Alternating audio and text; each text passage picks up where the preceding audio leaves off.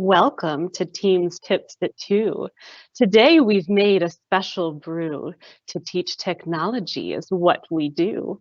Bookings is the application we will pursue. Check the Q&A message if you dare to show us you can interact without a scare. We wish you to know you can't be heard or seen, so no one will know if you scream.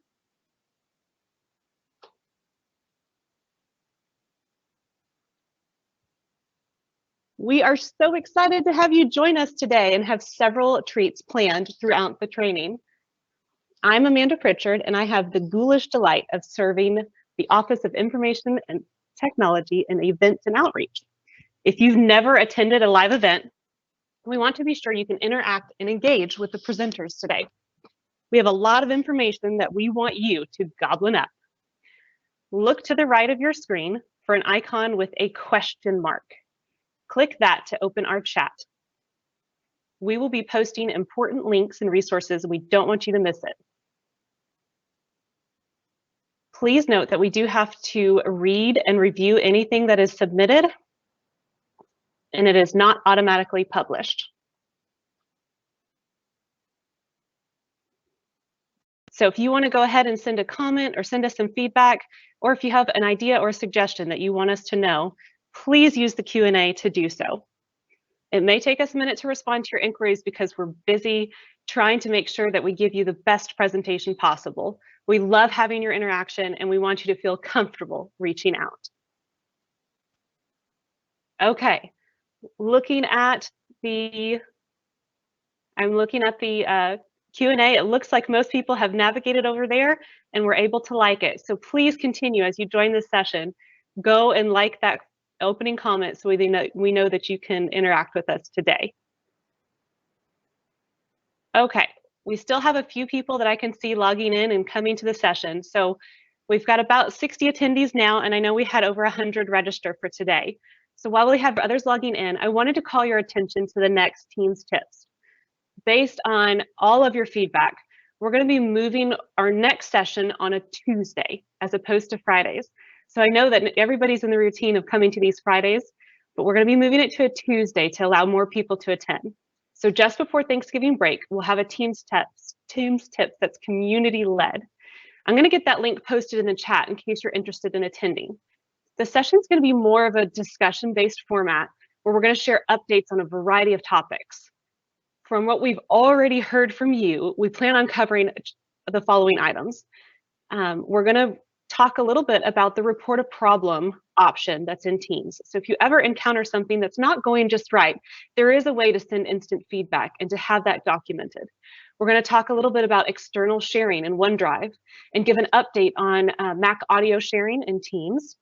We're going to talk to you a little bit about the new Teams meeting experiences that are coming up, which is an interest to everyone.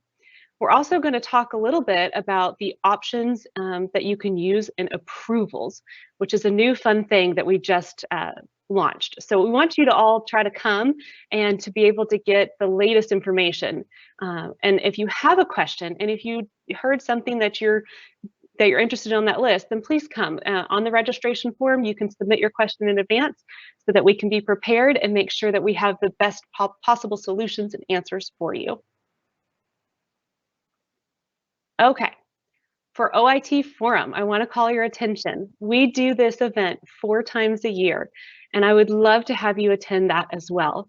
If you want insights into the customized services, updates to migrations, improvements in infrastructure, and the facilitated discussions from the Office of Information Technology, I encourage you to attend our upcoming forum. We'll discuss the special support resources that are available to you to help you be more successful at your job. We'll talk about the efforts made to assist in faculty instruction automation, some of the behind the scenes things that happen to get school up and running again, Wi-Fi access and enhancements to PS4. If you didn't know about that, you can go and access Wi-Fi in the parking structure so you can stay socially distanced, and the move and relocation of our data center. So there's a number of topics that we're going to be covering, and it's a great way to highlight some of the technology that's happening at UT Dallas. Okay, I see that we've got a few more attendees, so we're going to go ahead and get started here. So what is Bookings all about, right? What is Bookings? Microsoft Bookings is a scheduling tool, and it's part of the Microsoft Office family products that we all have access to at UT Dallas. I think the most important clarification we want to make up front is that the program is designed to help you book appointments with people, not necessarily with resources. It's not intended to book products such as computers or rooms. It's meant to connect you with people. So bookings will give you a faster alternative to the time consuming of scheduling those repetitive meetings or tasks or those interactions of having to go back and forth with, do you have time, Monday at 4? Do you have time Tuesday at 2? It gives you an at a glance look at the times that you want to make available. So it helps you spend less time scheduling and more time being productive and actually having those meetings and assisting people. Each appointment is booked as an online meeting, and it creates a Teams link so the attendees can join via browser, phone dial-in, or on the Teams app. You can create and manage multiple bookings calendars. So it saves you a lot of this back and forth that's common with appointment and scheduling up. So I posted on this slide, office.com is the main site that you can go to. So if you want to follow along, go ahead and be following along there, pull it up, and I'm going to talk to you a little bit more about how to actually access it now. Okay, so hopefully everybody had a chance. It's office.com, so you can pull it up in a separate browser. From there, you're going to look at the top left of your screen. There'll be several little dots at the top. I've got them circled on this slide. You can click on those if your applications aren't already in that drop down. Click on that, and it's going to show you a list of the applications. Bookings is the one that the arrow is pointing to in the slide. I guess it's on this side of my screen. Showing you in the slide here, and it's the one with a B.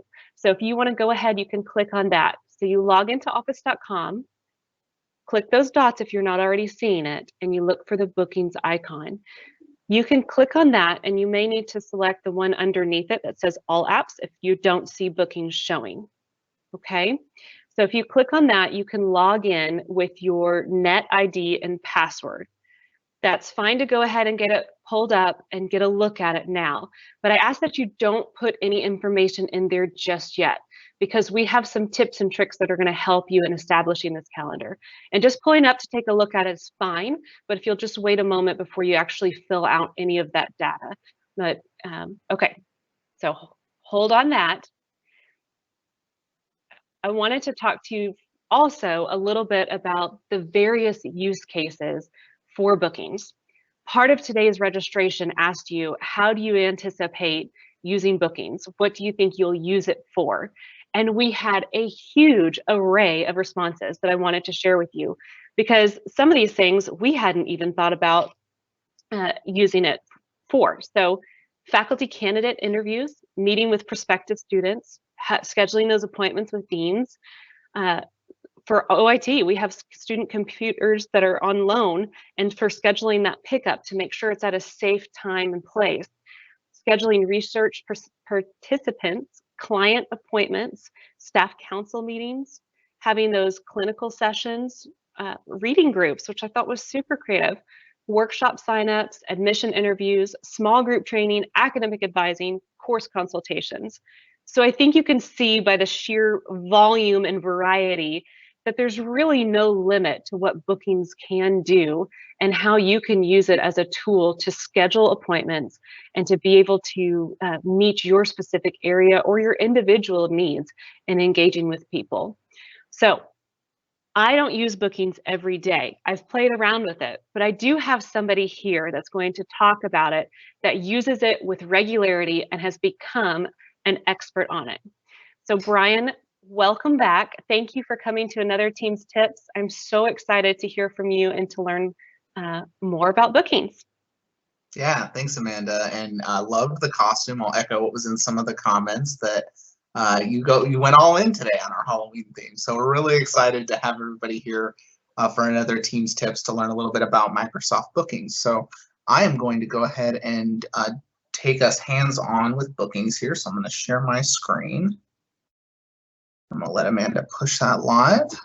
So we're going to go ahead and start where Amanda had all of you guys start, which is at office.com, our home for all of the Microsoft Office 365 tools. Oh, let me share again for you. All right. I guess my desktop wasn't ready to be finished. It pulled mine instead. Sorry about that. All good, all good. So this is going to be your hub for all of your Office 365 tools. As Amanda mentioned, the B stands for bookings. So we'll click that and go right into bookings. Now, as Amanda mentioned, when you're first creating your bookings calendar, if you're the first time you're going into the Microsoft Bookings application, you aren't going to see what I'm seeing right now. This is, a default calendar that I have pulled up here. You're probably going to see a screen that has a little icon that tells you to get started. And when you click that, it's going to ask you to tell Microsoft Bookings about your business. Now, this is really important, and something that I always tell folks when they're first getting started inside of Bookings. Bookings was originally designed for small businesses, so you can imagine how helpful it would be to schedule appointments if you run a hair salon or a tire shop. You want your customers to be able to look at a calendar and pick a time that works best for them. That's really a critical thing to understand when you're going into bookings for the first time, because some of the terminology that's used inside of the application is very much small business driven. Now, of course, this is part of our Office 365 suite, so it's not just for small businesses anymore. Microsoft has brought a lot of that technology into our enterprise-wide license as well. Now, when you're creating your first business or your bookings calendar, it's going to be really important that you consider what you're naming it, because not only is this name going to be shown to folks that visit your Microsoft Bookings calendar, it's also going to be used to create the email address that any of your bookings invitations and that sort of thing come from. So we highly recommend in OIT that you name this to include the word bookings. It helps us on the back end know that this is a bookings calendar email address that was created. And you just want to be cognizant of the fact that your customers will see whatever you enter in here for the first time. So for example, when I have my personal bookings calendar that I use to book times, mine is called Be Sherwood Bookings. But you can imagine that if you set up one for an advising office or something like that, that you would name it appropriately. But for today's session, I have T-Mock has set up his bookings calendar as well. So I've set. Could you zoom in slightly? I'm sorry to interrupt. We just had a request. Oh, whoa, goodness. There we go. Okay, just a little, Brian. Thank you.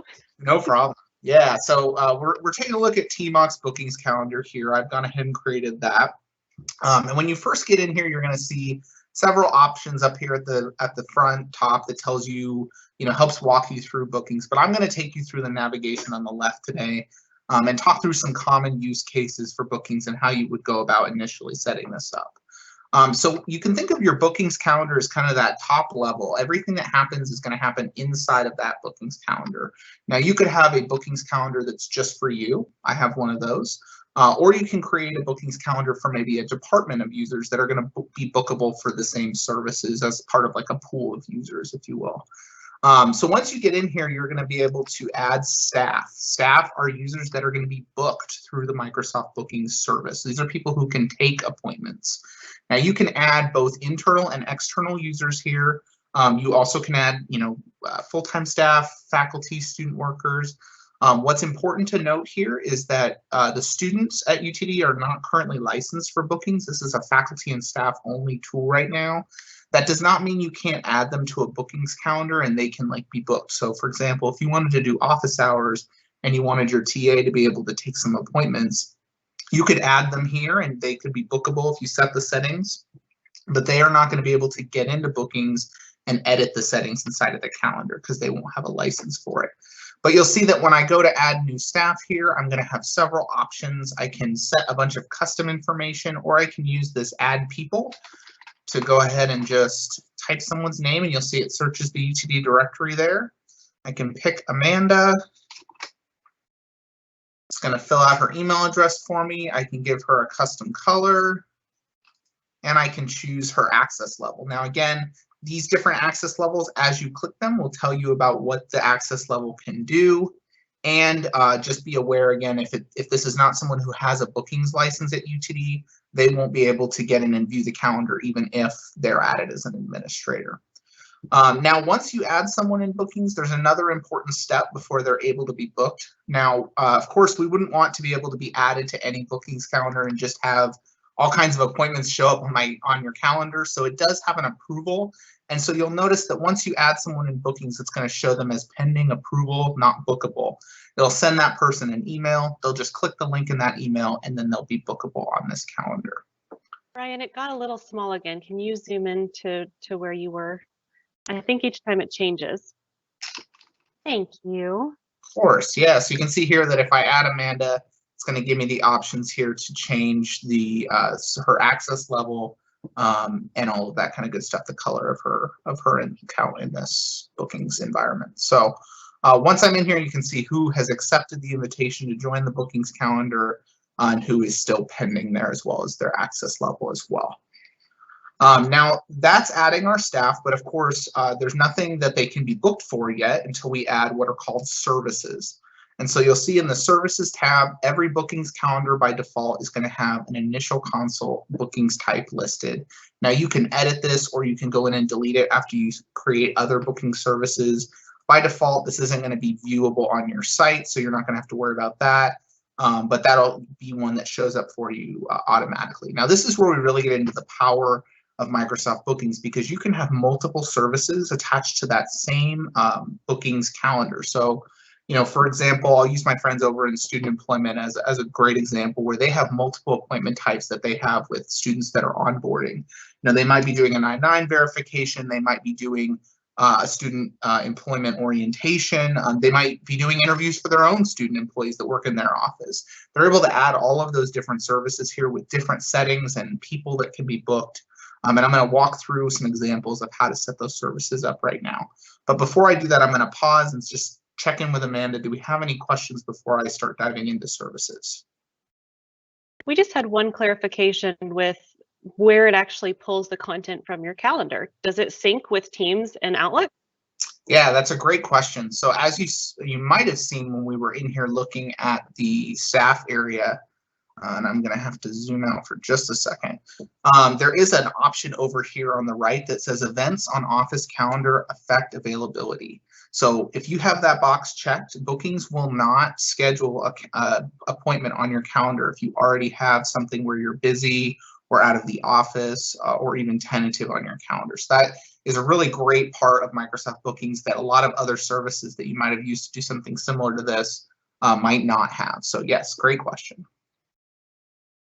Cool. So we'll go ahead and keep moving here into our services. And this is where I'm going to draw a distinction of two major categories of services that you can schedule inside of bookings. Now, the first is one-on-one appointments. This is something that we see pretty frequently used. I'll tell you, I use these for scheduling interviews or scheduling evaluations with the student employees at the help desk. And that's really easy to do. You just go right in here and set up your service.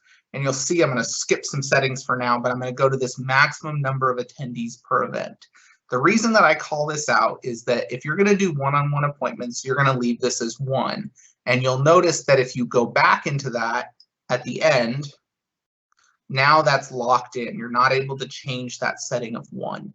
You're not able to increase it. This is because Bookings either sets it as a one-on-one event or it sets it as a one-to-many event. So if you're scheduling maybe a group advising session where you're going to allow up to 10 students to come to this, half-hour time to get advising help and ask questions, you're going to set up, when you first set up your service, you're going to increase this number to at least 2. Anything higher than 2 makes this a group booking. And then in the future, you'll be able to adjust that as high as you want it to go or as low as 2. But notably, you will not be able to bring it all the way down to 1. So I just wanted to draw that clarification because that is something that we've seen folks get confused on when they're in here. Now I'm going to take the route of one-on-one appointments to start with, and I'm going to schedule some office hours times. Now I'm going to have the ability, just like any other calendar event, to specify a description, and this will show up in every calendar event that I schedule. My default location, so Amanda mentioned that you are able to make these Teams meetings. You're also able to specify a location if these are happening in person. I'm not doing a whole lot of that right now, but I know there are some use cases for that still happening at UTD. This add online meeting is where you're going to get that Teams meeting created. So if you're able to, or if you are interested in having this automatically set up your Teams meeting, you're going to set this as on. It'll schedule one with your booking account and the dial-in information and all that kind of stuff. You'll be able to set your default duration. So I can set this for as little as 5 minutes or as long as even a couple days if I wanted to do that. I'm going to just stick to 30 for this one. Actually, I'm going to stick to 25 and I'll show you why. I also have the option here to set buffer time. Now I'll tell you, one of our early adopters of this was our HR department. And they used this to onboard some incoming TAs and RAs at the start of the semester. They found that if they booked 30-minute increments, they used every minute of those 30 minutes, and then they were back to back in Teams meetings. I know a lot of us have had that experience lately, and sometimes it can get a little bit overwhelming. So I'm going to go ahead and set buffer time on this, which means after each appointment, I'm going to give myself 5 minutes just to get myself, prepared for the next meeting.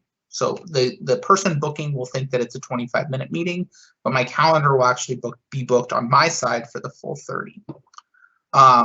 This option, let customers manage their appointment. If you're taking phone calls and you're scheduling appointments inside of bookings, this will then give those folks who were booked on the calendar the option to adjust the booking if you book it on their behalf. It's always available for the customer to cancel or reschedule their booking if they are the one that actually does the scheduling. Now, default price, this goes back to that originally was designed for small business. You can set a price, but I'm not guaranteeing anybody will pay that. So you'll have that option there as well. I'm going to just check in with Amanda and see if we're about halfway through the form, so see if we have any questions. Yes, we did have one quick question. What would be the maximum number of attendees? We see that it says that up there, but what's the max that you could put in? I have not hit the max yet, so it's probably very high. I don't have that answer right off the top of my head. That's fine. So just it's extensive. And then Tanisha had asked, can individual staff members change their own personal settings? For example, if they want an advisor or advisors to be viewers, would they be able to set their personal availability or services? No, so if somebody is just a viewer at that security level, they're only going to be able to view the booking calendar. They're not going to be able to change any of the settings, including their own settings. Of course, they can always block out their calendar if there's times that they don't want to be booked. But no, they won't be able to go in and edit any of the settings of the bookings calendar. Okay, and then Megan had a quick question. Is there a way to mandate that the event starts on either the hour or on that half-hour mark so that it just is consistently there and it sets up as kind of a routine? Yes, that's a great question, and we are just about to get there, so you're just a little bit ahead of me. So we're going to keep going through the form if that's all right, and we'll have that here as well. So notes, internal only. So let's say you're booking out of an advising office and you have certain things that you want your advisors to discuss in every one of those appointments. You could put those here and they will only show on the person who's receiving the bookings calendar invite, not your customers. Now, custom fields, this is another really powerful tool in bookings. If you look at custom fields, you'll see there are 4 fields that are always here by default. The customer email, the customer phone number, the address, and the notes. I'll tell you that I always turn these 2 off and I leave the phone number on but not required, and I'll show you why here in just a minute. But then I have the option to add additional questions. So I can add a drop-down choose question, or I can add a free text question, and that information will then be in the booking when it comes time to show. So I'll tell you that when I work with my students, I might ask them, hey, is there anything in your evaluation that you want to make sure we discuss? And then they can put that information in there, and then I have that in advance when it's time for me to meet with them. So you can set as many of those questions as you'd like, reorder them as you'd like. You even can choose whether they're required or not in this section. Next, we've got our reminders and confirmations. So you'll see in the reminders section here, this is where that phone number really comes into play. You have the option to send multiple reminders that are customized in terms of what content they have to the customer through email. You also can even choose to send reminders to both the customer, to the staff, or to everybody who's coming.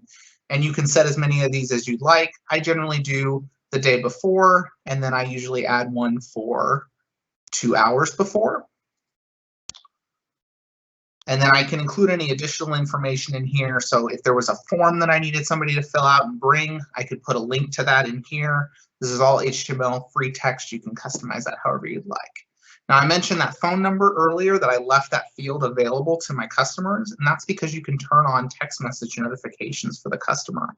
This will give them a little checkbox that they can check when it comes time to book their service, and it will actually text them those reminders as well to them, so that they're able to, be in the loop. And this is really helpful with students. They get a lot of email from UGD, so this is a great way for them to be reminded of that they have an appointment coming up.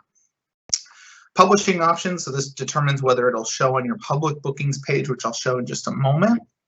And then we've got our scheduling options. So this comes into that question that was asked earlier. Now there is a default scheduling policy for your bookings calendar as a whole. So if you only want to set these settings one time and have them apply to all of your different booking options, everything from here down will use those default settings.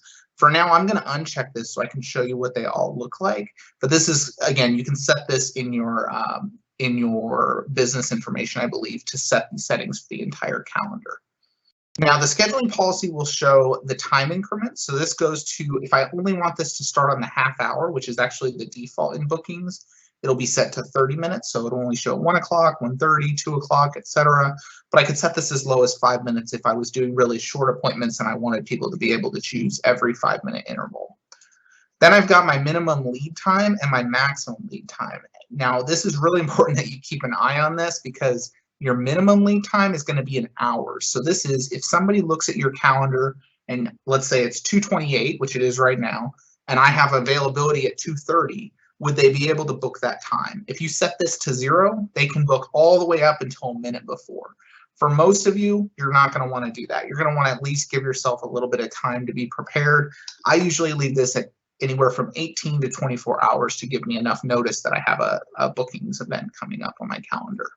Then you've got your maximum lead time. Now this is how far in advance. Now what's important to note here is that your minimum lead time is in hours. Your maximum lead time is in days. So you can set this as low as 1 day, so they can only book the next day, or you can set this, as long as you really want to, multiple years if you wanted to do that. I usually leave mine at anywhere from 14 days to maybe 21 days for 2 to 3 weeks time for people to book out on my calendar. So if you're a really busy office, you might set that a little bit longer.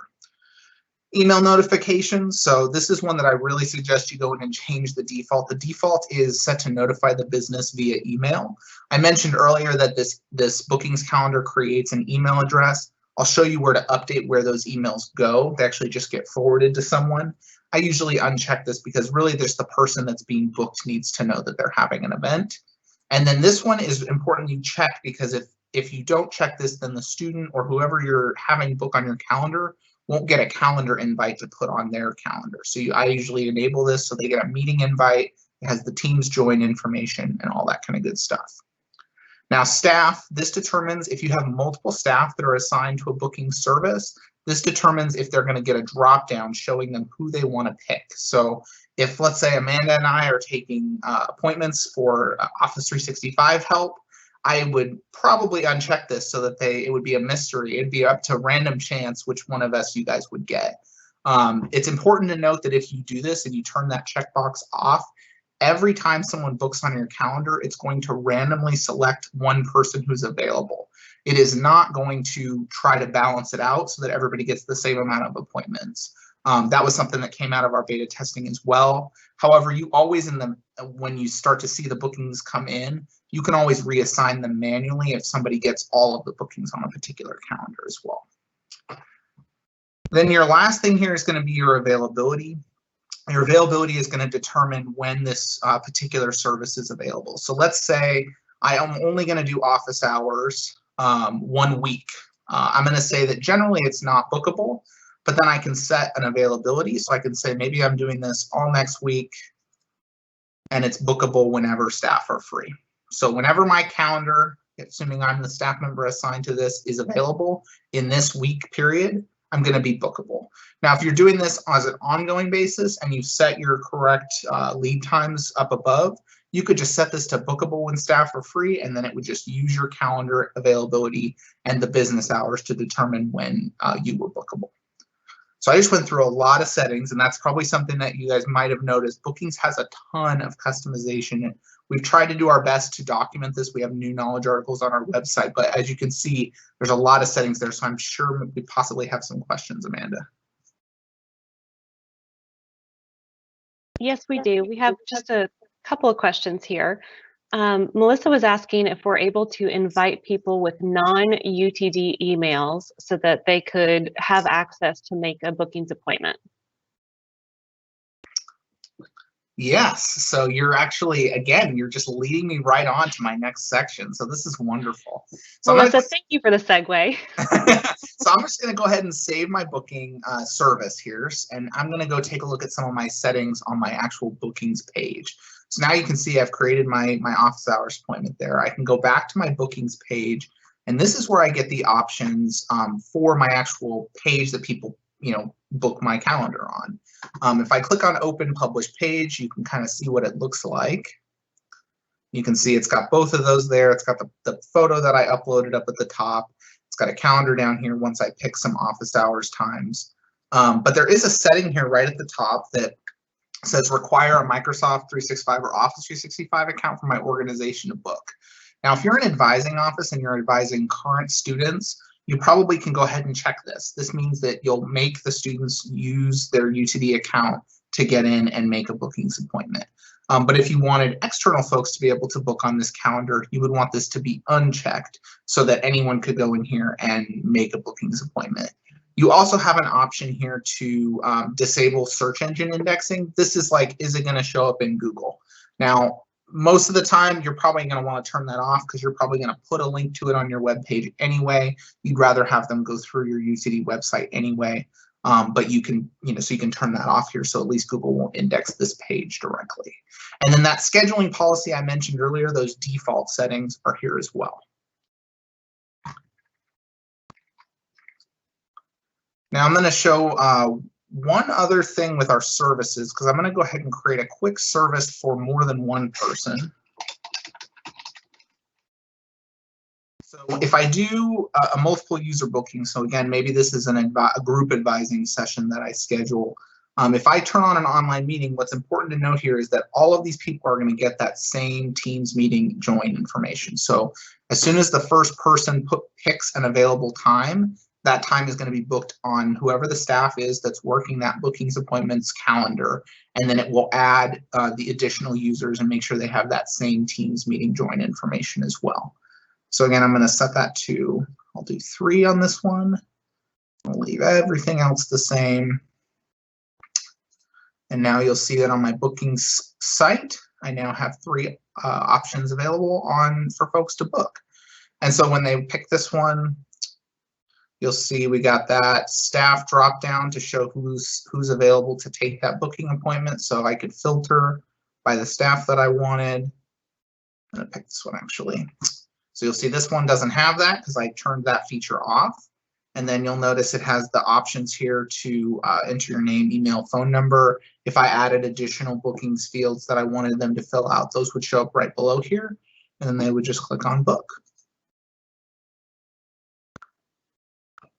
Now, the last thing that I'm going to talk about, and then I'm going to see if we have any questions or anything that y'all want me to show again, is this business information tab. So this is where you can update the name of your bookings calendar as it shows up. This won't change that email address. That, again, only will generate the very first time that you create your bookings calendar. But then you'll see this send customer replies to. This is where the emails are going to go if somebody responds to the bookings confirmation email. So generally, if you're doing this for a department, you're going to want this to be set to your department's email address, not to any individual person, so that you're sure that they get the help that they need to be able to do that. By default, this is going to be set to the email address of whoever initially creates the bookings calendar. So it will be set to an individual by default, and you'll want to come in here and update that so that it goes to maybe your whole group. All right. Amanda, do we have any questions in the chat? We do. Let's see. I see right now it looks like we just have one hand with a question. Megan is trying to add, I know. Megan is trying to add staff now. and it looks like it's not allowing her to change from a guest to an admin. So is that not an option once you're trying to add staff, if you can change them? Yeah, that's a good question. So you are not able to add external users as anything but a guest because they won't be able to open the bookings mailbox. Remember, you need it for internal UTD users, you need to use this add people field, which works just like it works in Outlook, where you can just type in someone's name and it'll search the directory and bring them up here. And then you'll be able to change this drop down to indicate what level of access that they should have in your bookings calendar. And then the other question that just came in is, how would we transfer administrative access in the event that somebody does have to leave the department? Yeah, great question. So like most things in the IT world, it's always recommended to have more than one owner for that exact reason. So as long as you've added more than one administrator to the bookings calendar, you're good. That person, the next person will be able to take over and remove the old administrator or do anything like that that you need to do. Now, if you get stuck into a situation where the person who was on there is not on there anymore, of course, get in touch with OIT and we'll be able to figure out with our information security office how to get the right person access again. But honestly, make it easier on yourself. Don't have to contact us and just add a second administrator to your bookings calendar.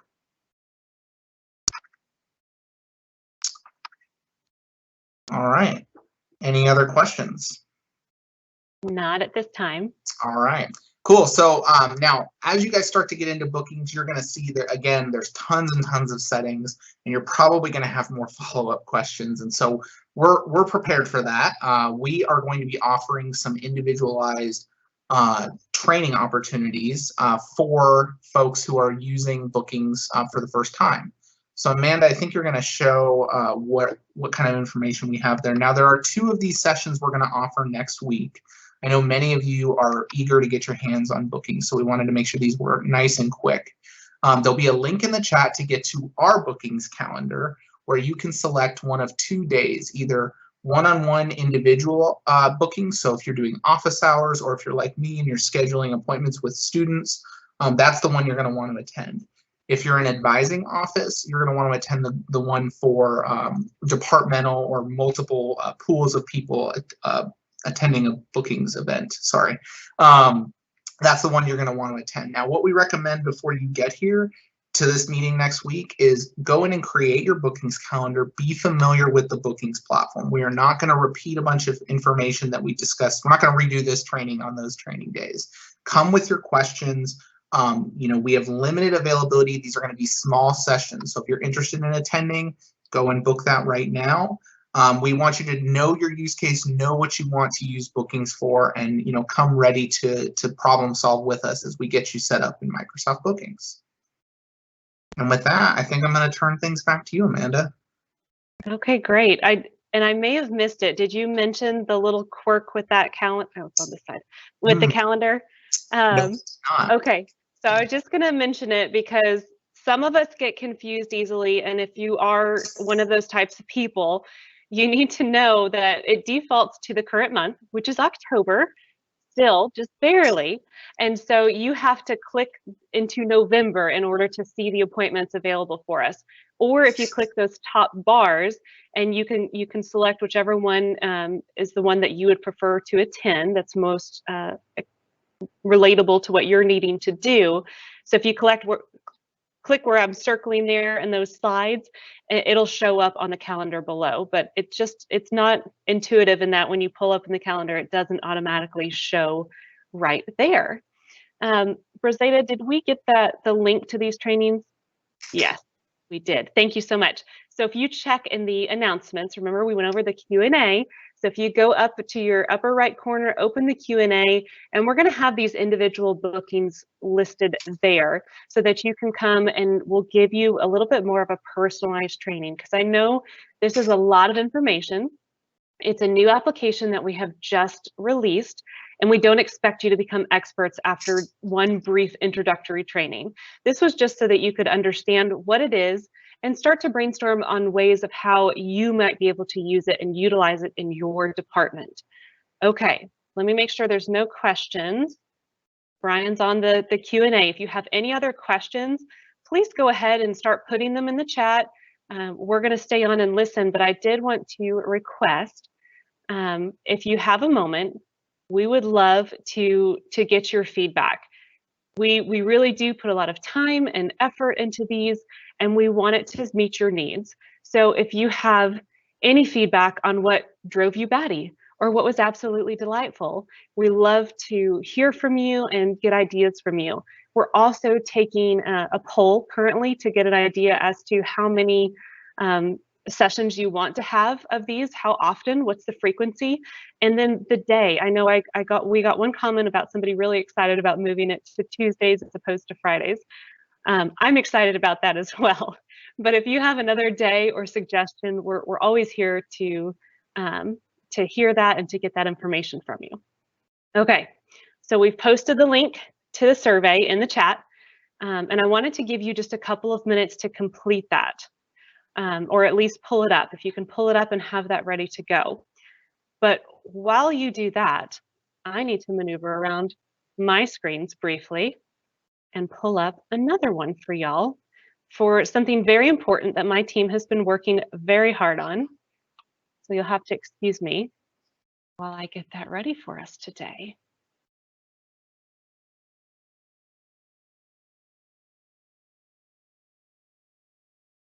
So you may not know this about the team and about all of the presenters that are here.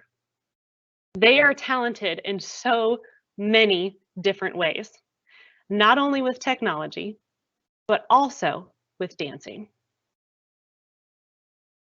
So give me just a second here, and I'm going to show you what I mean. Beautiful.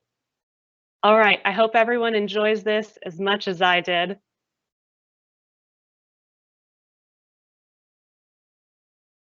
Oh, please hold. I think I forgot to send the audio, so now everybody's just super intrigued.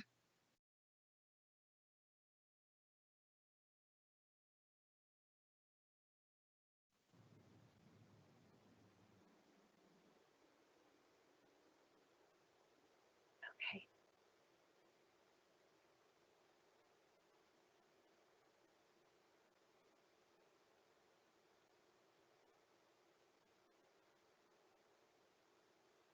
It doesn't want to play.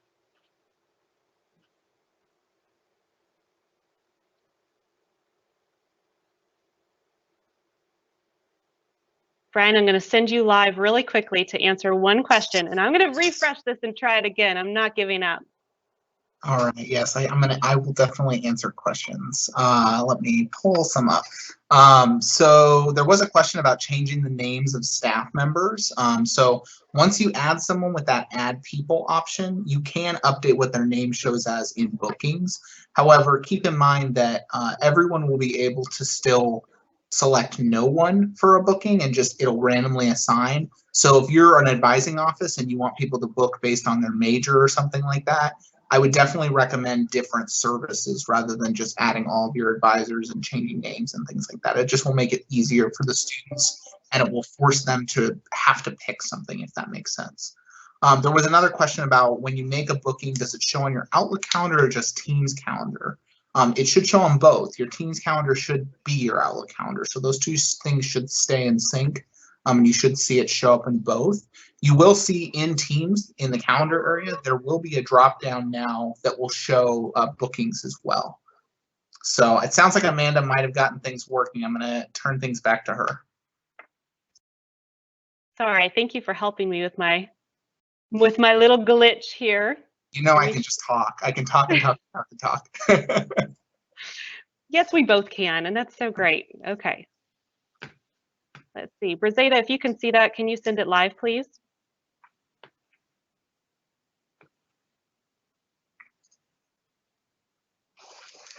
I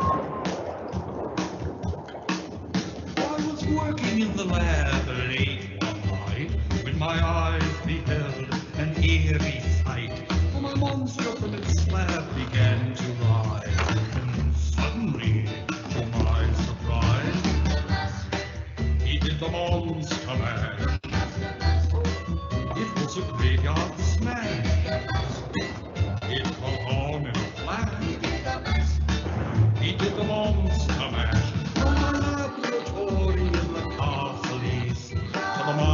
bedroom where the vampires feast.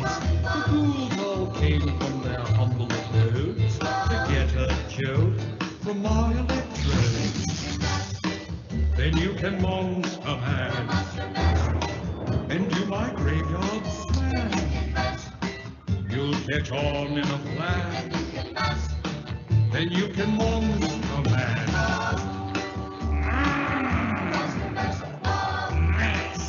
Ooh. Easy, boy, you impetuous young boy.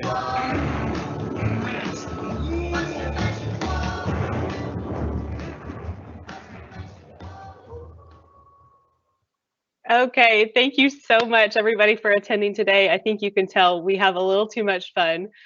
Wish you all a happy Halloween, a happy Dia de los Muertos.